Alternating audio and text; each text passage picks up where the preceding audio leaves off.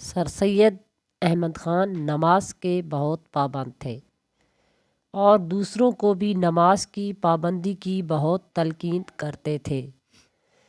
طلباء کو تو بہت سختی کے ساتھ اس بات کا کہتے، بلکہ ان کی جانب سے کوتاہی ہونے پر کافی کلاس بھی لیتے تھے۔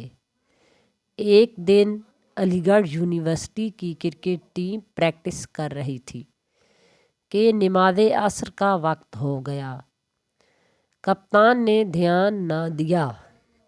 اچانک اس کی نظر پڑی کہ سر سید اپنے گھر سے نماز کے لیے نکل رہے ہیں۔ وہ بہت گڑبڑایا کہ سر سید ناراض ہوں گے۔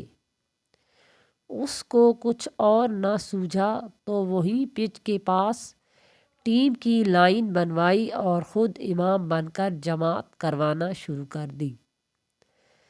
2 رکعتیں گزری تو کپتان نے آہستہ سے پوچھا، اوئے بڈھا چلا گیا کیا؟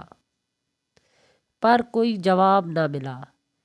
کچھ دیر بعد اس نے دوبارہ پوچھا، اوئے بڈھا چلا گیا یا نہیں؟ جواب پھر ندارد۔ کپتان جھنجھلا کر مڑا اور غصے سے بولا، ارے میں پوچھ رہا ہوں کہ بڈھا گیا یا نہیں؟ لیکن کیا دیکھتا ہے کہ سر سید احمد خان عین اس کے پیچھے ہی نماز کی نیت باندھے بیٹھے ہیں۔